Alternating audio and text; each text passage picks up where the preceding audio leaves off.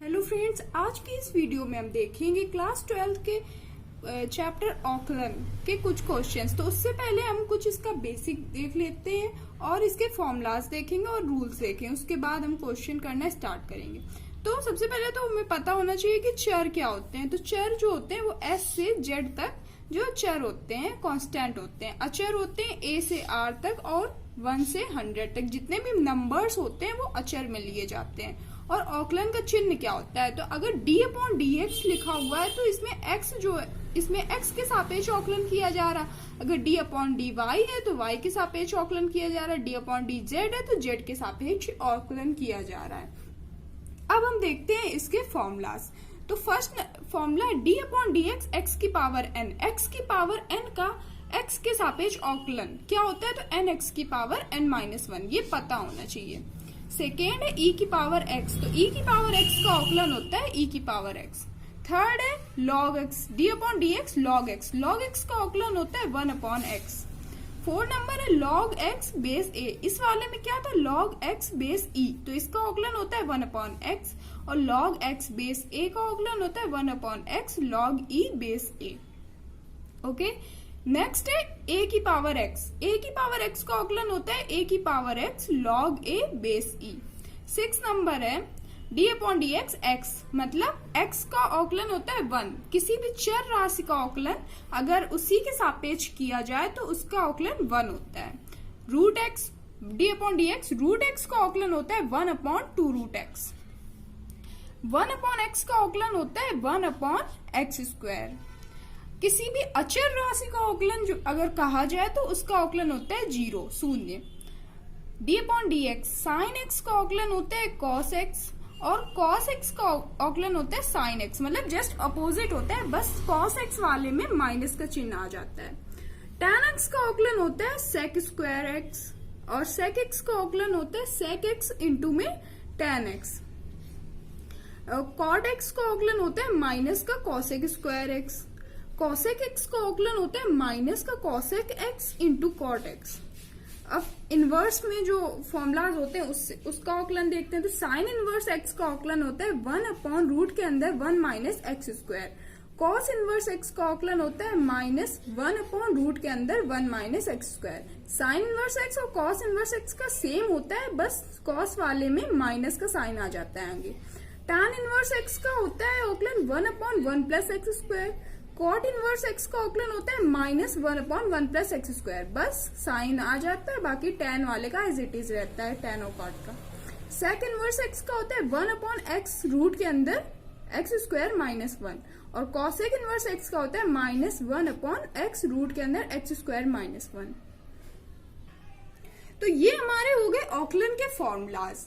और ऑकलन के सम्स करने के लिए सबसे बड़ी बात तो ये है कि हमें ये फॉर्मूलाज लर्न होने चाहिए, तो तभी हम ऑकलन के क्वेश्चंस को कर पाएंगे।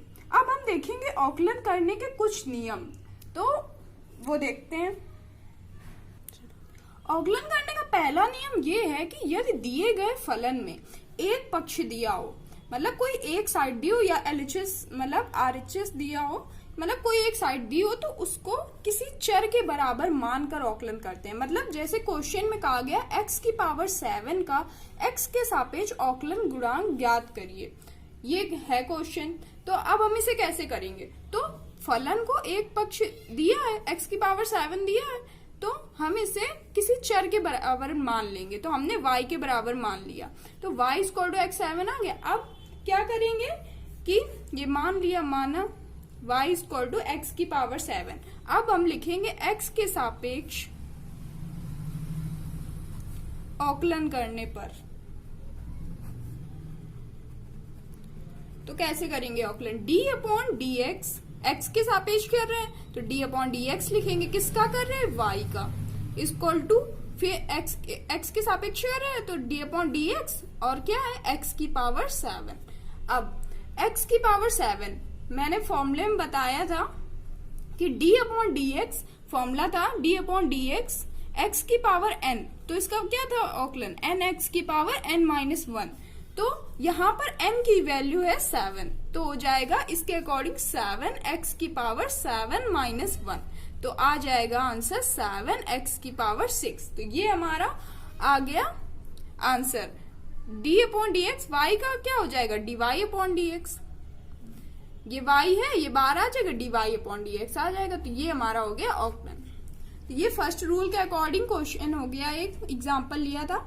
ये सेकेंड नंबर रूल है, यदि दिए गए फलन में चर के साथ अचर दिया गया हो तो अचर पद को बाहर करके चर का ऑक्लन कर देते हैं। अब इसे कैसे करेंगे, ये अचर पद है, ये अचर पद है, ये चर पद है। 5e की पावर x दिया हुआ है। सबसे पहले तो हम इसे एक चर के बराबर मान लेंगे, तो हमने y के बराबर मान लिया 5e की पावर x, ये हो गया।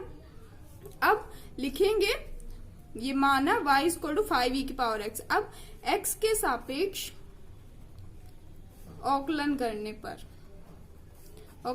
पर तो x के सापेक्ष औकलन कर रहे हैं, तो d upon d x y का equal to d upon d x 5e की पावर x का औकलन, ऐसा है। तो हम क्या करेंगे, फलन में चर के साथ अचर दिया गया तो अचर पद को बाहर ले लेंगे।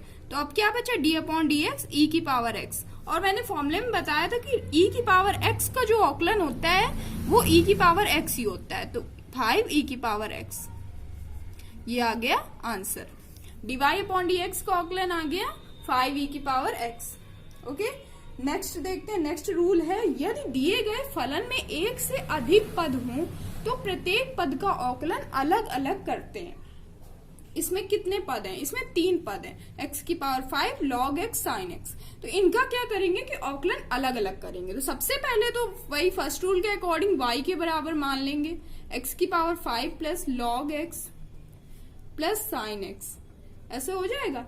फिर उसके बाद क्या लिखेंगे, ये तो हो गया लेट, मान लिया।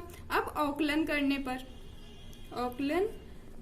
पर अलग अलग कर लेंगे, तो डी वाई का क्या हो जाएगा, d y upon d x, direct अलग अलग औकलन करेंगे। D upon d x x की पावर 5 का अलग, plus d upon d x log x का अलग, plus d upon d x sine x.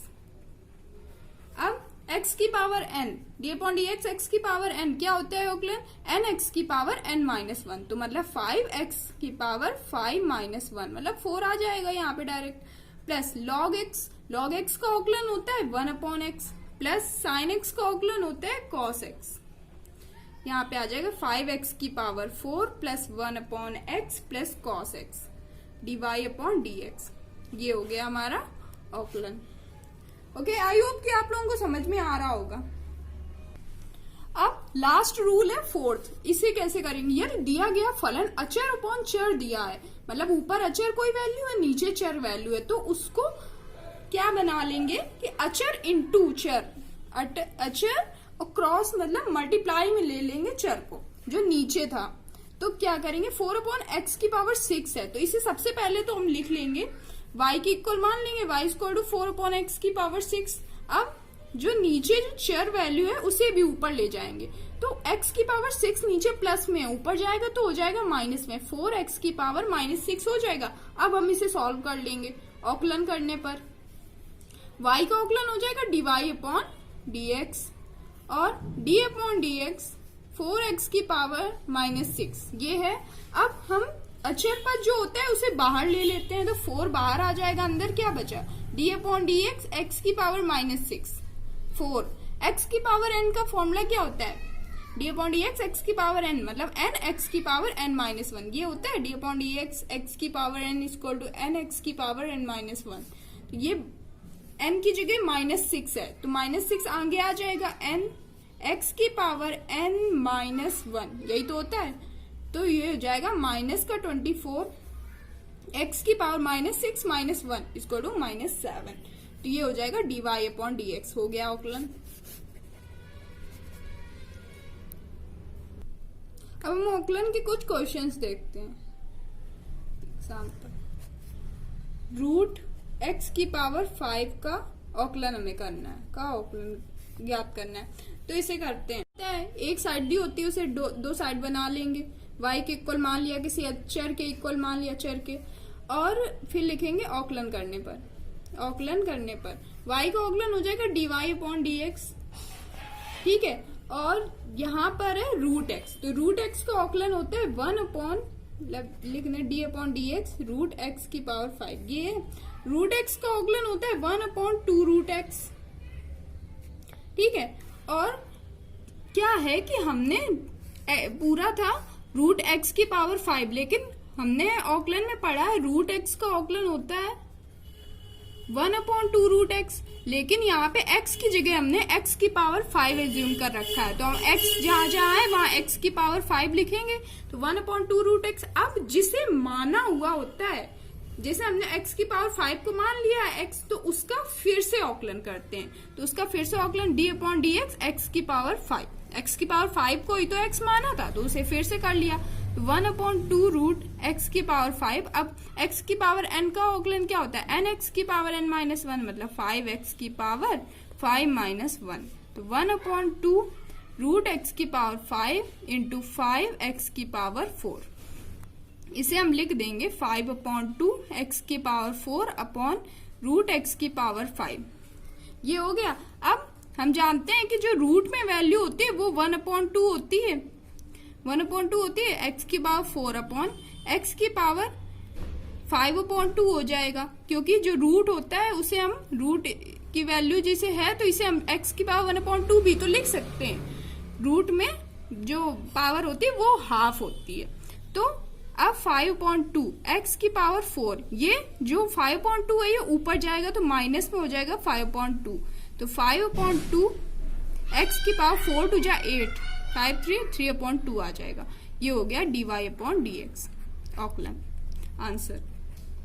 Okay, तो ये थे हमारे आज के क्वेश्चंस औकलन के। नेक्स्ट पार्ट में हम आगे के क्वेश्चन देखेंगे, और औकलन करने में सबसे मेन बात ये है कि फॉर्मूलाज लर्न होना चाहिए और रूल्स को याद रखेंगे। और अगर हम एग्जाम में पूरे स्टेप वाइज अच्छे से करते हैं कि जैसे कि पहले y के इक्वल मान लिया, फिर लिख दिया औकलन करने पर, और बीच बीच में जो फॉर्मूला पुट किया है उसके बारे में अगर लिख देंगे तो फुल मार्क्स मिल सकते हैं, जितने नंबर का वो क्वेश्चन है।